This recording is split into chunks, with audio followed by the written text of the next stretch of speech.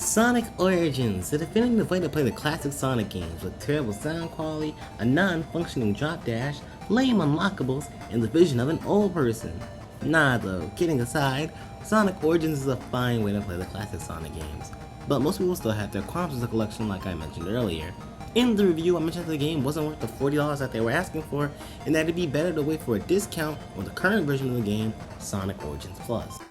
Sonic Origins Plus was announced to be an expansion similar to Sonic Mania Plus, coming in a physical package with Knuckles and Sonic CD, a playable Amy Rose, and 12 Game Gear games costing $40 for the physical, where you get the game, a code for the Plush Expansion Pack DLC, and an art book. For those digitally though, like myself, you can download the Plush Expansion Pack DLC for $10. Wait. So recently, to soften the possible of $50 for Sonic Origins and the Plus Expansion Pack, they added all the Digital Deluxe DLC and discounted Sonic Origins to $30, but if you're like me, you're basically getting scammed. Back in 2022, when the game was released, I bought the Digital Deluxe for $45, so now in 2023, I bought the Plus Expansion Pack for $10, basically spending $55 on Sonic Origins. Yeah, this is a bit of a scam. As for the physical copy of the game, it's a neat collector's item I guess. The slipcover is raised and has a reversible cover with different art depending on your region. And lastly, the art book is fine. It doesn't have anything unique and it already has stuff in the in-game gallery for Sonic Origins, so a pretty mediocre physical collection. Moving on to actual in-game content though, starting with Knuckles and Sonic CD. It's fine. As a person who has an intense hatred for Sonic CD, adding Knuckles is like adding Sparkles to a piece of shit. Knuckles basically makes CD his bitch, and it's pretty much so I don't have to play the game, and that's nice I guess. They added new paths apparently for Knuckles in every level, but I only managed to find a few, the one entitled Tempest Act 2, Metallic Madness Act 1, which spawns you in the new path, and a few others here and there. Other than that, it's fine, but nothing to write home about, especially since Sonic CD sucks ass. Next up is a playable Amy Rose in every game, and she's alright. Besides how I think Amy's character has been bastardized ever since 2011, she's a Sonic but a worse drop dash and insta shield. That's it. Her hammer attack move is basically an insta shield that lasts longer and has a larger hitbox, so it can be pretty useful on bosses and certain enemies, Orbinauts beware. Her hammer attack also leads into a hammer dash like move, which is essentially a drop dash without rolling properties, and it also allows you to switch directions on a dime. But playing as her can also be a little annoying at times, especially in Carnival Night, due to her size not being made for some of these games, causing some unfair deaths via crushing, which is very, very annoying. I could barely even get past Carnival Night without getting a migraine. Her super form is pretty basic too, but her super form, once you unlock all the super emeralds, is where the fun really begins.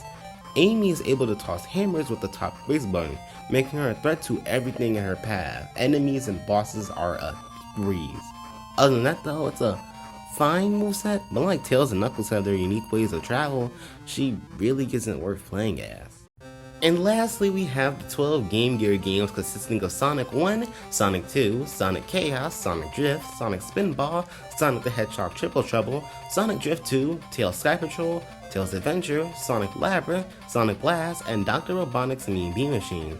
The main point of contention with these though is that they're actually not the best way to play these versions of the games.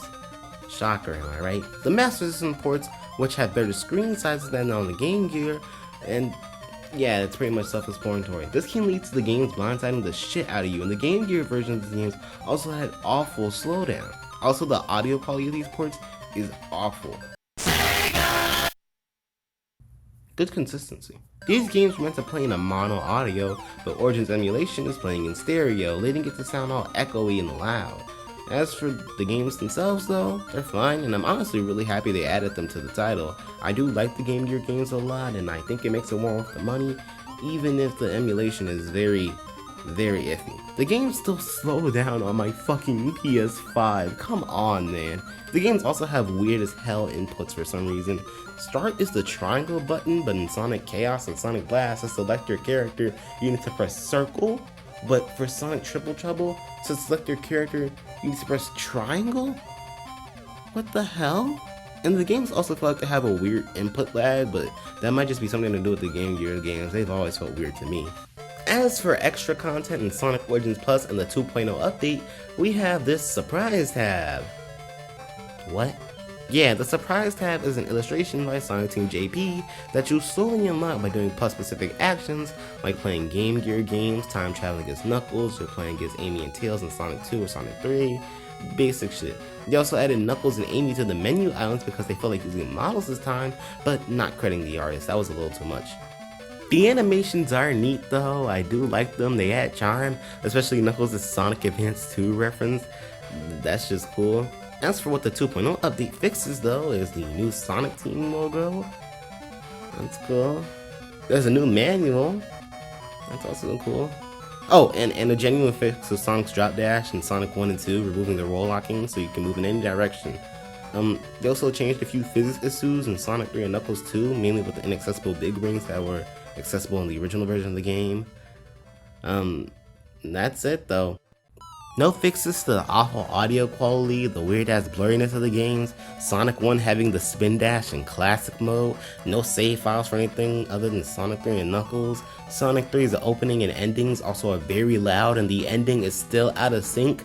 They haven't fixed anything, which is what I was looking forward to the most. I didn't give two shits about Knuckles in a shitty game that I wasn't looking forward to, or a Sonic clone that can do most things that Sonic can, and games I could emulate on my fucking phone. I really wanted to see what they would do with the extra year development at their belt, and they really did nothing. So after all this, is Sonic Origins Plus worth the $40 price tag? Yeah, I'd say so. The game has enough content in my opinion to warrant the price point if you ask me, but where the issue comes in is the lack of polish. Sonic remakes really need to focus on actually being polished, because with the last two, they freaking fumbled the bag. Imagine we go into the next Sonic remake and it gives me another seizure.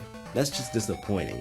The fact that you can't even emulate classic games without them feeling like shit is terrible. But it's fine. If you're a casual viewer going into these games, you won't notice this. I'm a Sonic fan who's been playing these games since I could read, so you can see the difference. Most people do not care that the game looks slightly blurry or that things aren't like they were back in 1993 because they never noticed. As a person who's been playing these games for a while now, I do notice issues like these. So at the end of the day, if you're a casual player, I think it'd be worth it.